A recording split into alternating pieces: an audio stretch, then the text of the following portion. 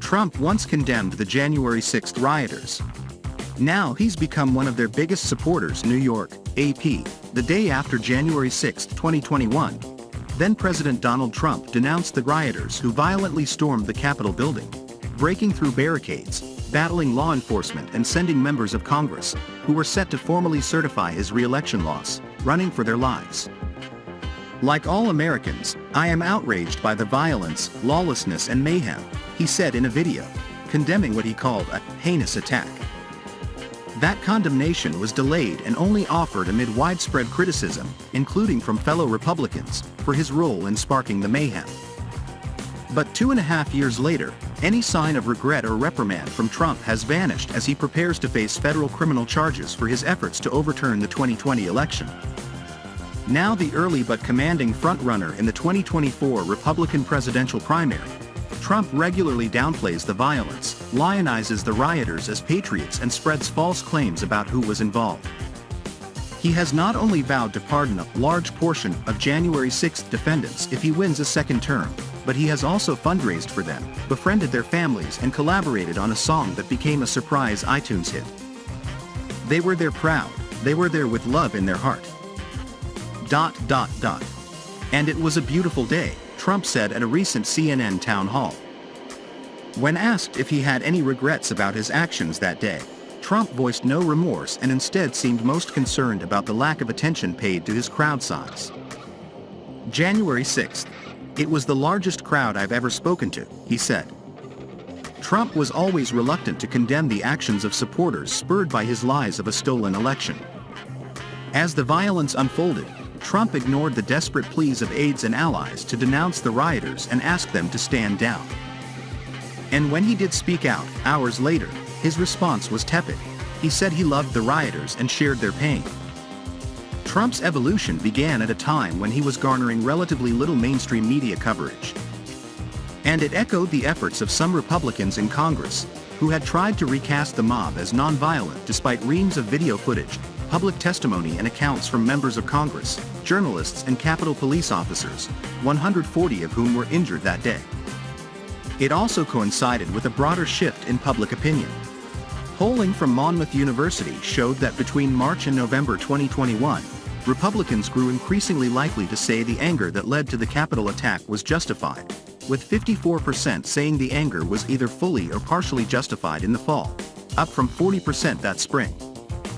The Pew Research Center also found that, between March and September 2021, Republicans grew less likely to say it was important for law enforcement agencies to find and prosecute the rioters. Only 57% said that it was very or somewhat important in the fall, down from about 8 in 10 6 months earlier. That March, in an interview with Fox News Channel's Laura Ingraham, Trump claimed the rioters had posed zero threat to the lawmakers who had assembled in the Capitol to certify the Electoral College vote, even though the mob tried to breach the House chamber. Look, they went in, they shouldn't have done it. Some of them went in, and they're hugging and kissing the police and the guards, you know, they had a great relationship, he said. In fact, many of the protesters violently clashed with police as they stormed the building, smashing windows and ramming through doors. Some brandished weapons, others wore tactical gear. Dozens of officers were severely injured. By that time, many of Trump's supporters had already painted Ashley Babbitt, one of 5 people who died during or immediately after the riot, as a martyr unjustly killed by police. Babbitt was fatally shot by an officer while trying to climb through the broken window of a barricaded door as Capitol Police scrambled to evacuate members. That summer, Trump began to publicly demand the release of the shooter's identity, despite the officer being cleared of wrongdoing by 2 federal investigations. Who shot Ashley Babbitt? Trump asked repeatedly. Trump called Babbitt an innocent, wonderful, incredible woman in an interview with Fox News and described his supporters that day in glowing terms, claiming that there had been a love fest between the Capitol Police and the people that walked down to the Capitol. They were peaceful people. These were great people. The crowd was unbelievable, he said. And I mentioned the word, love. The love in the air, I've never seen anything like it. That fall, Trump taped a video that was played at an event commemorating what would have been Babbitt's birthday, in which he demanded justice for her and her family. In January 2022, Trump first publicly dangled the prospect of pardons for the January 6th defendants at a rally in Texas. "If I run and if I win, we will treat those people from January 6th fairly," he told the crowd. "And if it requires pardons, we will give them pardons because they are being treated so unfairly."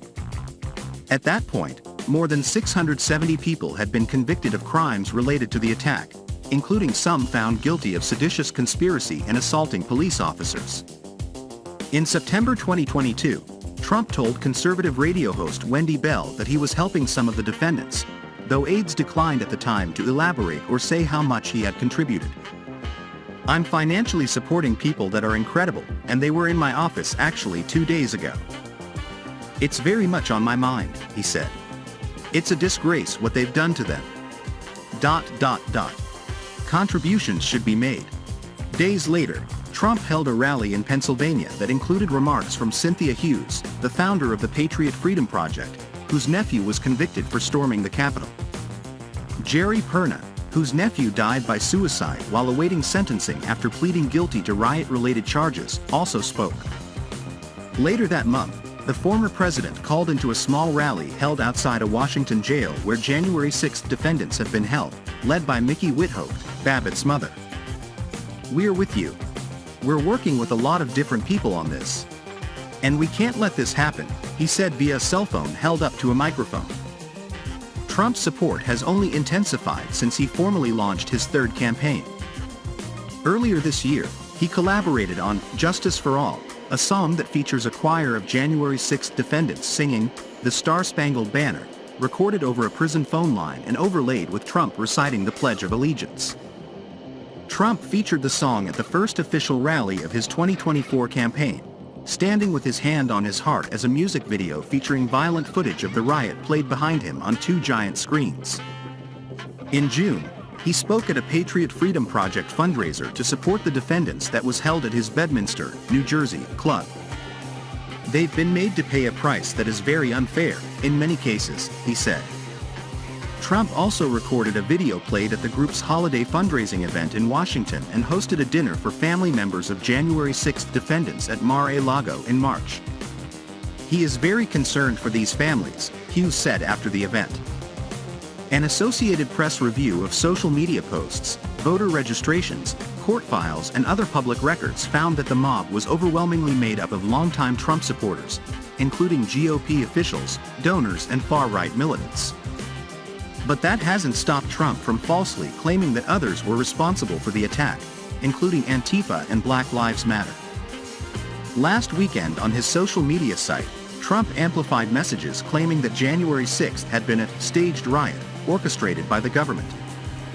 Trump was still in charge of the government at the time,